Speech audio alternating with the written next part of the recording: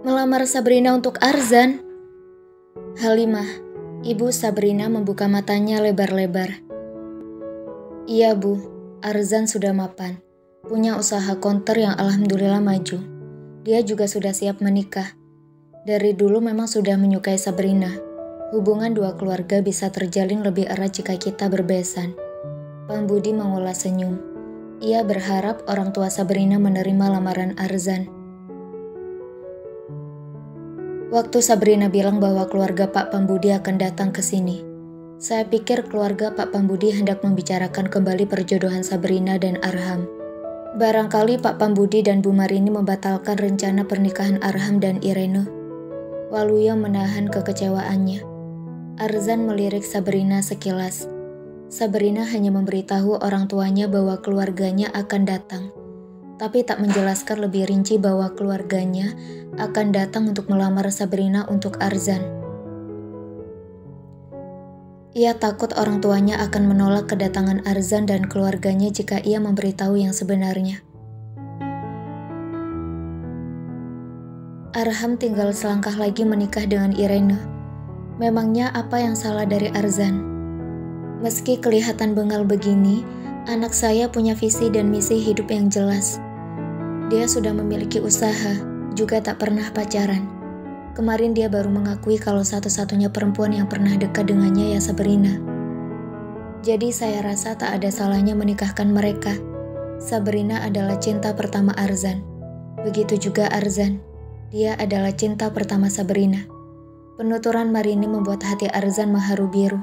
Karena baru kali ini Marini mengungkapkan rasa bangganya memiliki anak seperti dirinya. Maaf, saya tidak bisa menerima. Dulu keluarga Pak Pambudi menyakiti hati kami dengan membatalkan perjodohan Sabrina dan Arham. Sekarang keluarga Anda kembali melecehkan kami dengan melamar Sabrina untuk Arzan. Seseorang yang tidak setara dengan putri saya dari segi ilmu agama. Kata-kata Waluyo meluncur tegas. Maaf Pak, mungkin kakak saya tidak terlihat alim dengan penampilannya yang seperti ini. Tapi insya Allah sejak kakak saya lulus kuliah dan membuka usaha sendiri, dia jauh lebih baik. Dia menjalankan sholat 5 waktu. Dia nggak pacaran. Dia hormat sama orang tua. Baik sama orang. Masa lalunya mungkin agak suram. Tapi kakak saya sudah benar-benar memperbaiki diri dan hidupnya lebih terarah. Saya yakin Mas Arzan bisa menjadi imam yang baik untuk Sabrina. Arham tak sekadar membela sang kakak. Ia berbicara soal fakta bahwa sang kakak jauh lebih baik selepas lulus kuliah dan memiliki arah yang jelas dalam hidupnya. Waluyo dan Halimah terdiam.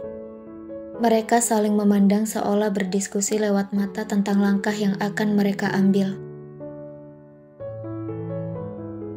Maaf, saya tidak bisa menerima Arzan karena saya memiliki calon lain, seorang ustadz dari pesantren di daerah sini. Arzan terpukul mendengar penolakan dari Waluyo. Lebih sakit lagi saat pria parubaya itu mengatakan bahwa mereka sudah memiliki calon yang lebih pantas untuk sang putri. Saya menerima Arzan, Pak, ucap Sabrina menunduk. Ada rasa bahagia membuncah di hati Arzan mendengar ucapan Sabrina.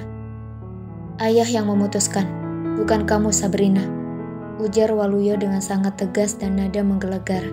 Sabrina menitikkan air mata dan masuk ke kamar dengan isak tangis mencekat.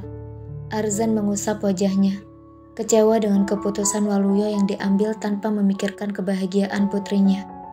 Sepulang dari rumah Sabrina, Marini terus saja nyerocos mengungkapkan kekecewaannya. Ternyata memang menyakitkan saat anak sendiri dipandang sebelah mata oleh orang lain. Ia menyesal pernah meremehkan Irene. Arzan menyendiri di kamarnya. Rencana pernikahan Arham dan Irene berjalan mulus tanpa halangan. Berbeda dengan rencana pernikahannya dan Sabrina yang terkendala restu. Sabrina yang sudah seminggu ini memikirkan matang-matang untuk menerima Arzan pun kecewa dengan sikap orang tuanya. Ia tahu Arzan betul-betul mencintainya dan layak diberi kesempatan. Teringat segala kenangan masa remajanya bersama Arzan. Mungkin saat itu ia hanya iseng menjalin hubungan dengan Arzan. Namun pria itu telah melakukan banyak hal untuk menyenangkannya dan seringkali mengalah. Menepis ego kalau terjadi perselisihan di antara mereka. Semua kebaikan pria itu yang membuatnya yakin menerima Arzan. Sabrina tak tahu langkah apa yang harus diambil.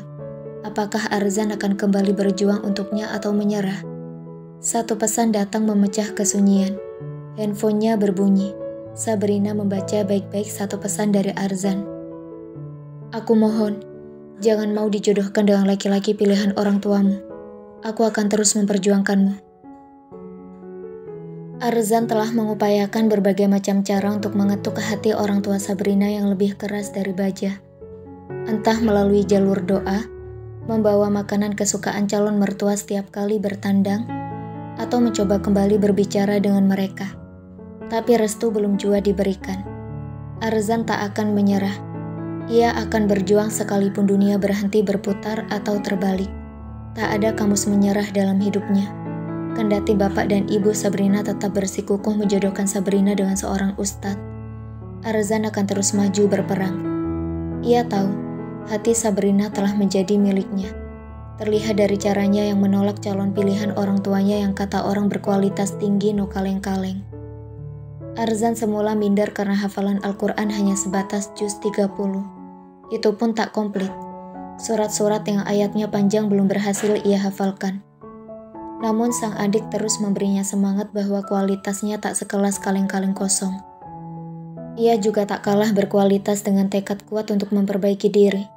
Punya usaha yang mapan, wajah yang setampan hamisnya Raisa, didukung cinta yang luar biasa untuk Sabrina dan kesetiaan setinggi Himalaya. Di saat banyak laki-laki menggadaikan kesetiaan. Jelas, Arzan sebenarnya adalah sosok calon suami idaman para perempuan lajang, dan calon menantu idaman bagi para mertua yang menyadari betapa istimewa dirinya. Sabrina semakin galau tak menentu. Semakin hari semakin besar rasa cintanya untuk Arzan. Namun di saat yang sama, semakin tinggi tembok yang dibangun orang tuanya untuk menghalangi niat tulus keduanya. Ia terpaksa mengirim pesan WhatsApp untuk calon yang disanjung-sanjung ibunya, bahwa dirinya telah mencintai orang lain, dan meminta maaf karena tak bisa menikah dengannya. Ustadz calon pilihan orang tua Sabrina menuruti keinginan gadis cantik itu kendati ia menyukai Sabrina. Namun ia tak mau menikahi seseorang yang terpaksa menikah dengannya. Ia tak mau menghancurkan kebahagiaan Sabrina. Ia mendatangi orang tua Sabrina dan memohon maaf bahwa ia tak bisa meneruskan perjodohan.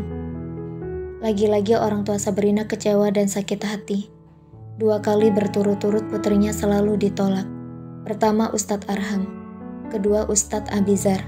Mereka bertanya-tanya, apa yang salah dengan Sabrina? Dia cantik, seorang guru di pesantren, hormat sama orang tua, gak neko-neko. Kenapa selalu ditolak? Ibu gak tahu lagi, anak kita ini gadis baik-baik, cantik, tapi selalu ditolak. Halimah mengelus dada. Hasrat ingin melihat putrinya menikah sudah sedemikian membumbung. Itu artinya, cuma Arzan aja yang mau sama Sabrina, Bu. Kalau ibu nolak Arzan, Sabrina gak nikah-nikah nanti.